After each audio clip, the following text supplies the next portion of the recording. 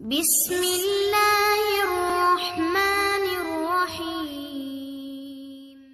رسول پاک نے فرمایا، جس انسان میں یہ 3 نشانیاں ہوں وہ بہت بڑا خوش نصیب ہے۔ تو نمبر 1 پر ہے وہ انسان جو اپنے گناہوں پر روتا ہو، مطلب اگر کوئی گناہ اس سے ہو جائے تو وہ اللہ سے معافی مانگ لے، یہ نہ کہ بلکہ اس گناہ کو گناہ نہ سمجھے اور نہ ہی اللہ سے معافی مانگے اور اس گناہ کو کرتا رہے۔ اللہ چاہتا ہے کہ اگر کسی بھی انسان سے کوئی غلطی ہو جائے تو وہ مجھ سے معافی مانگے، اور جو اپنے کیے گئے گناہوں پر شرمندہ ہو اور روتا ہو، اللہ اس کو معاف فرما دیتا ہے۔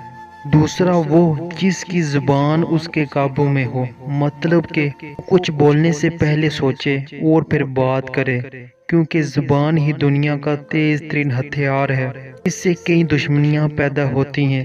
زبان کا وار تلوار کے تیز دھار سے زیادہ خطرناک ہوتا ہے، اگر یہ قابو میں نہ ہو تو بندہ کئی نقصان کر بیٹھتا ہے، اسی لیے زبان کو قابو کرنا ہی سب کے لیے اچھا ہوتا ہے۔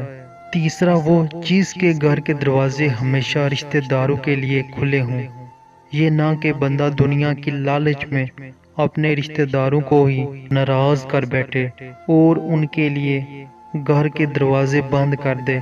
اللہ نے فرمایا، جس انسان کا گھر ہمیشہ اس کے رشتہ داروں کے لیے کھلا رہے، وہ گھر اس میں رہنے والے خوش نصیب ہوتے ہیں۔ آپ اپنے گھر کے دروازے ہمیشہ رشتہ داروں کے لیے کھلے رکھیں، یہ بھی اللہ کو خوش کرنے کا ذریعہ ہے۔